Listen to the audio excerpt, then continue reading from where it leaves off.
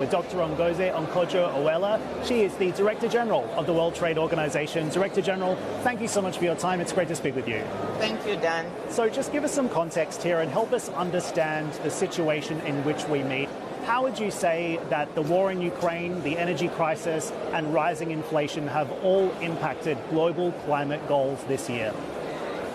Well, this is a very important question. We've never seen a time like this with the multiple crises that we have. And it's really obvious that in various ways they're having an impact on climate goals. You've seen what has happened with the energy situation in Europe, the rise in energy prices, the fact that some countries have had to go back to the use of coal, although they say that this will not ultimately affect their climate goals and the phasing out of coal, but it's still sad that we have to go back to that situation. So definitely the war in Ukraine is having an impact.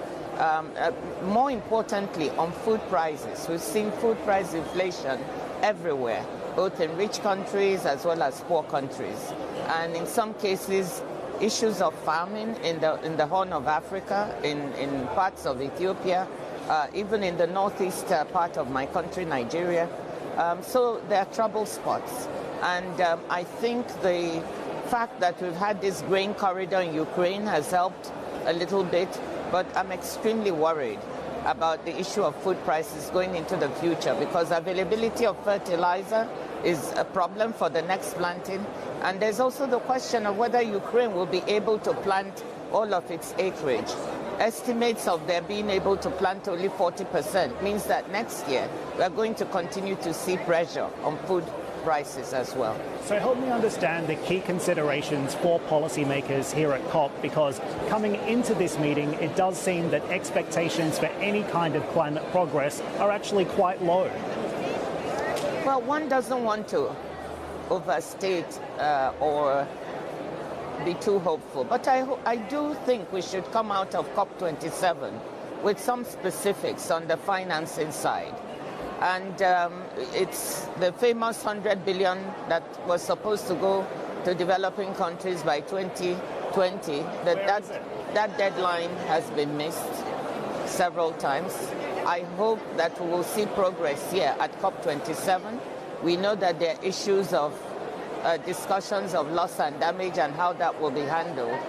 But I also understand that there may be some progress on announcing specific packages for developing countries and emerging markets to at least help them phase out of coal.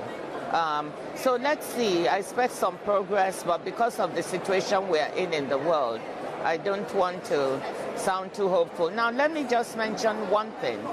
We are here to talk about finance, and people probably wonder, trade. How does trade come in? And I want to make a strong point.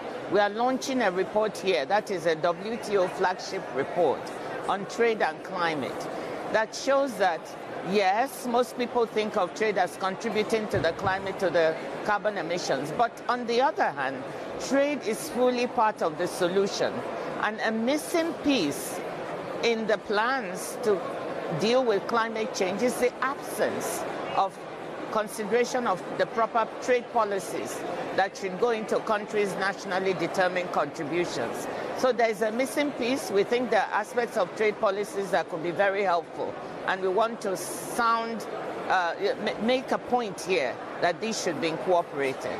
One of the other major challenges, though, is that emerging from the pandemic, we've seen serious disruptions in global trade and in supply chains. How soon before we start seeing some of that pressure easing? Some of that pressure in global supply chains starting to ease, so trade can become part of the climate change solution. Well, you know that, let me just say something. We are noticing that some ease up in the supply chain problems with respect to freight rates coming down.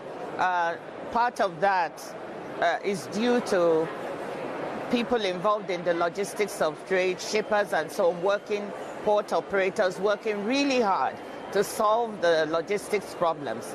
But unfortunately, part of that ease up may also be due to the lowering of demand, which is not such good news in the sense that are we edging into a recession in some countries, and is that why global demand is going down and therefore the high freight rates we saw, the different supply chain?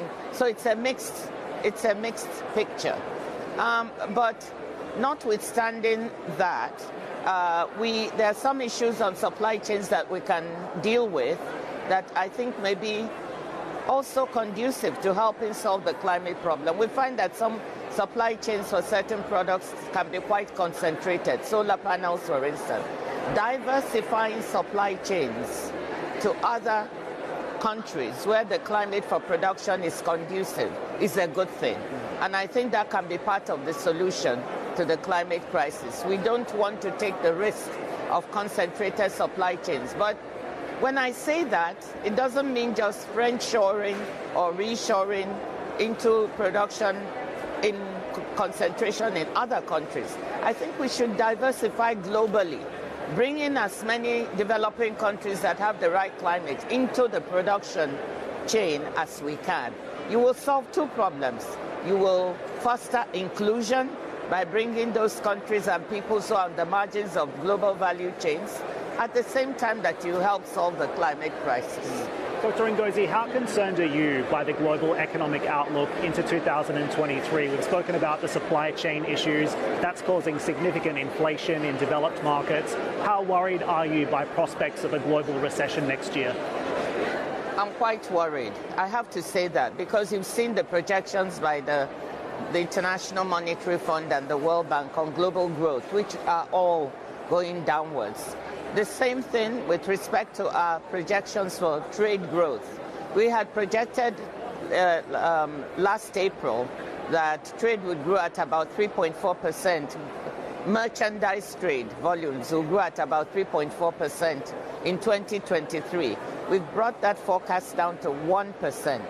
So this is quite worrying.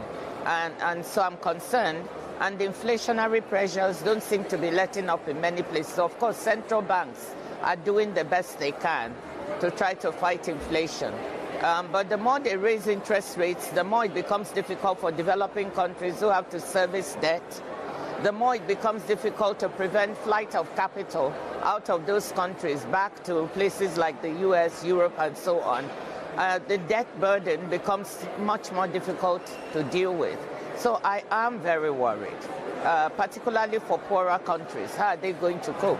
But also for poor people within rich countries. Dr. Ngozi, before I let you go, we've also seen the Europeans raising some quite serious concerns about the US Inflation Reduction Act. They say that this is breaking WTO rules with some of the taxes and subsidies contained within. Is this something that the WTO is actively reviewing? Well, let me start by saying that in the WTO, we always encourage members to take steps and policies that will lead to a low carbon emissions growth path and that will help towards the net zero by 2050. That being said, we are also very careful that whatever policies are taken should not be discriminatory, should not favor domestic goods against goods like goods from other countries, should not discriminate against those. Does the IRA do that? Now, with respect to the IRA, there are some countries and regions that have been talking to the US, some of our members, who feel that yes, the subsidies that are being given for the electric vehicles may be discriminatory against their own electric vehicle production. Korea is a case in point, the EU, of course, and they are talking to the US. What we prefer at the WTO is to have bilateral solutions for members to talk to each other and try to sort out and clarify these problems. I know the US is still making the rules that will actually implement the act. And there's a lot that goes into those rules. If those implementation rules can be made in a way that are not discriminatory, this will be very good. Is there risk of a trade war if they can't find consensus on that? Sorry? Is there risk of a trade war if they can't find consensus on that? I would absolutely hope not. I think the talks are amicable, they're going on, and we certainly hope that they will result in fruition. Actually, I want to say at the WTO, we are very much favoring multiple avenues of dispute resolution. Usually, when there's a very difficult case, it comes to the dispute settlement system of the WTO. But now, more members are using alternative methodologies to dialogue with each other and solve these problems, and we hope that will be the case. Director General, thank you so much for your time and your insights today. I appreciate it.